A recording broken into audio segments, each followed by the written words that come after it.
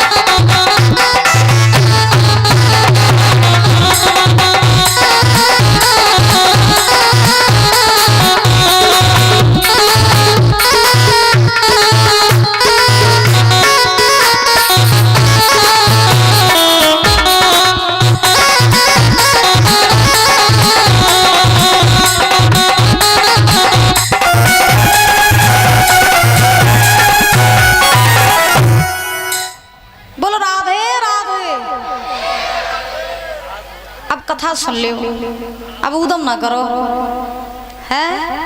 तो देखिए ध्रुव जी जो है जब अपनी मैया सुनीति के पास में पहुंचे तो सुनीति ने ध्रुव जी को रोता हुआ देखा तो सुनीति ने पूछा बेटा तुझे किसने मारा, तू क्यों रो रहा है। तब ध्रुव जी ने कहा माँ मुझे मौसी ने मारा है। और जब हम सभा बीच में गए थे ना राजा उत्तानपाद की तो उत्तानपाद ने जो है मुझे अपनी गोद में बिठा लिया था। तो मौसी आई, उसने मेरे तमाचा मार दिया, मुझे वहां से भगा दिया। कष्ट मुझे इस बात का थोड़ी नहीं है कि मौसी ने मुझे मारा, कष्ट मुझे इस बात का है कि जब मौसी मुझे मार रही थी तब मेरा बाप बैठा बैठा सब कुछ देख रहा था। माँ अगर वो मेरा बाप होता तो आज मुझे मौसी के हाथों पिटने नहीं देता। तो तुम मुझे ये बता दो कि मेरा असली बाप कौन है, मुझे ये बता दो। तो सुनीति ने जवाब दिया कि बेटा आज तूने मुझसे सही प्रश्न पूछ पाया है कि तेरा असली बाप कौन है। तो हम तुझे बताएं जो तेरे बाप का भी बाप है, जो दुनिया के बापन को बाप, वो सिर्फ एक ही बाप है, परम पिता परमात्मा, वही सबको बाप। अब ध्रुव जी ने कही मैया जब बताओ वो बाप मिलेगा कौन वो बाप। तो सुनीति ने जवाब दिया वो बाप तो तब मिलेगा कब जब तू संसार की से मोह माया छोड़ करके, मुझे छोड़ करके, सब कुछ त्याग करके जब तू जंगल में जाएगा तपस्या करेगा तभी तुझे उस परमात्मा की प्राप्ति होगी। अब 5 साल के ध्रुव जी महाराज, ध्रुव जी ने कहा माँ तुझे छोड़ देंगे तो वो परमात्मा मिल जाएगा। बोले हाँ जब तू मुझे भी छोड़ेगा तभी तुझे वो परमात्मा मिलेगा। कल भी मैंने बताया था बिना त्याग के कुछ भी हासिल नहीं होता है। जब तक त्याग नहीं करोगे तब तक कुछ भी प्राप्त नहीं होगा। आप ये सोचो कि घर बैठे ही बैठे हर काम हो जाए तो महाराज नहीं हो सकता है। आप ये सोचो कि बिना भक्ति के, बिना भजन के, बिना भाव के घर में बैठे बैठे भगवान मिल जाए तो ये भी नहीं हो सकता है ना।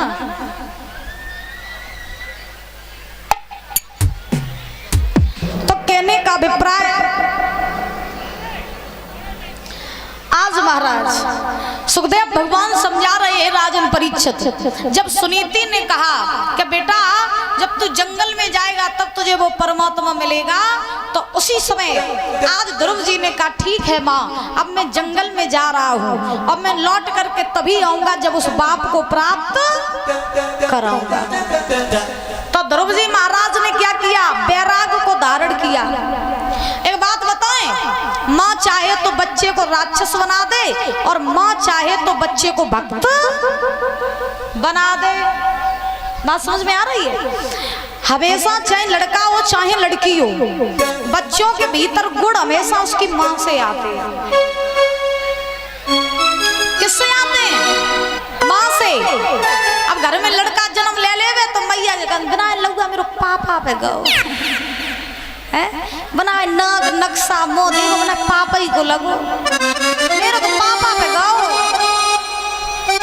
एक बात हम आपको बता दें, सब कहने की बातें हैं, बच्चे के भीतर गुण और संस्कार उसकी माँ से आते हैं।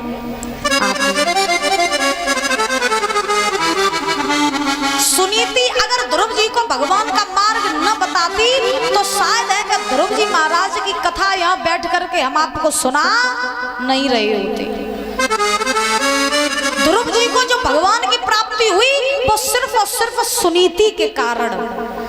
और तुम भी अपने बच्चों को भगवान की प्राप्ति करा सकती हो अगर तुम अपने बच्चों के भीतर अच्छे गुण और अच्छे संस्कार डाल लो तो। और अच्छे गुण अच्छे संस्कार नहीं डाल पाओगे तो फिर बच्चा तो बिगड़ेगा ही भाई। क्यों जी? कुछ बच्चे पाले जाते हैं और कुछ बच्चों की परवरिश की जाती है। एक बात याद रखना, पाल बच्चों को हर कोई लेता है मगर परवरिश हर कोई नहीं कर पाता है। जब आपका बच्चा किसी से बात करता है ना तो उसके बर्ताव से ही छलकता है कि इसे पाला गया है या इसकी परवरिश की गई है। उसके बर्ताव से ही पता चलता है कि पाला गया है कि परवरिश की है। जिसकी परवरिश की जाती है उसे समझाना नहीं पड़ता है कि बेटा इनका सम्मान करो, वो अपने आप ही करता है। और जब पाले जाते हैं उन्हें समझाना पड़ता है कि तुम्हारे दादा इनके पांव छुओ। अब आजकल की माताएं कहाँ बच्चन को संस्कार देती, जब खुद ही संस्कार ही नहीं है तो बच्चन को संस्कार कहाँ दी? क्यों? सही बात। पहले की माताएं पढ़ी लिखी बेशक नहीं होती थी, पहले की माताएं पढ़ी लिखी नहीं हुआ करती थी, लेकिन महाराज और अपने बच्चों को संस्कार कैसे दिए जाते हैं वो हर माँ को आता था। और आज के जमाने में जितने पढ़े लिखे सब गवार, आज की दुनिया में पढ़े लिखे सब गवार। सत्य बता रहे भाई, जिस बच्चे को समझाना पड़े कि तुम्हारे दादा इनके पैर छुओ तो ये कौन से संस्कार हुए है?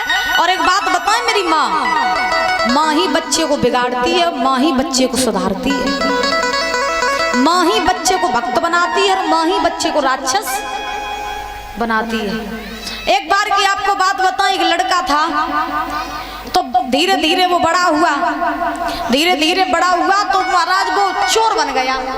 बड़े ध्यान से सुनना,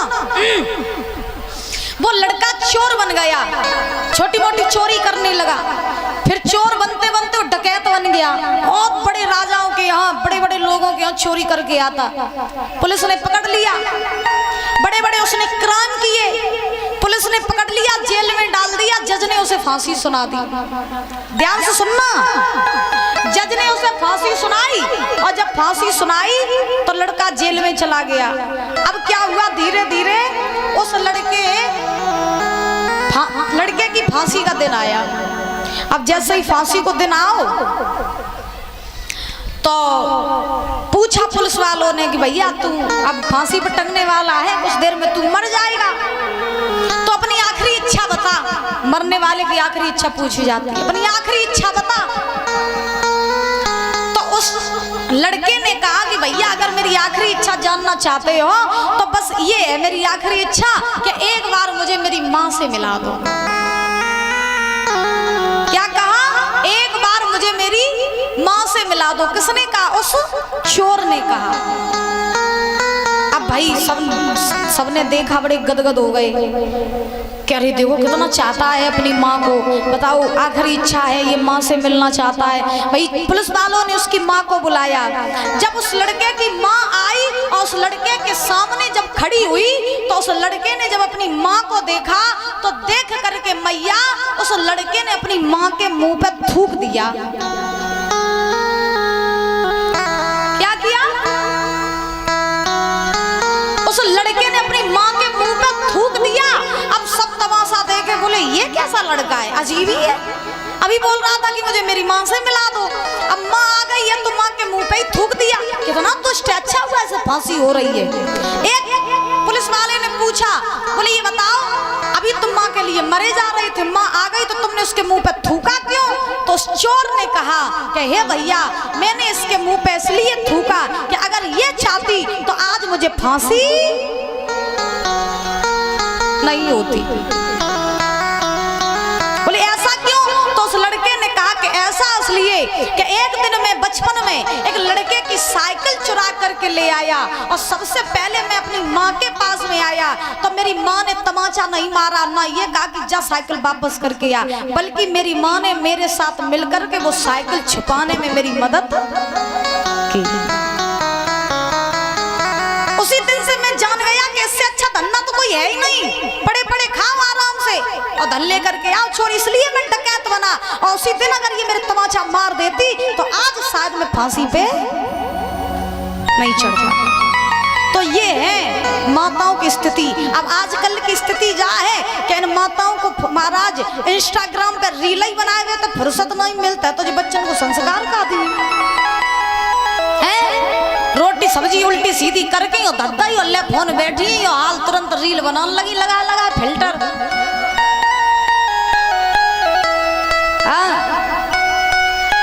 बहुएं छोड़ डुकरियों नहीं गम खाए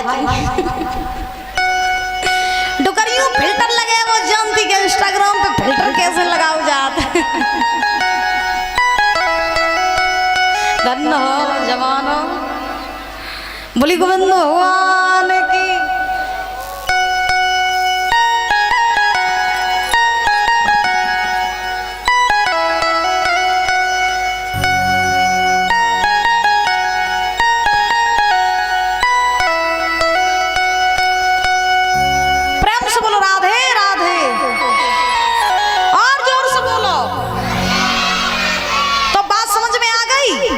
बच्चे को संस्कार दिया करो, खिलौना नहीं दोगी तो एक बार रोएगा और संस्कार अगर ना दिए तो वो जिंदगी भर तुम्हें रुलाएगा।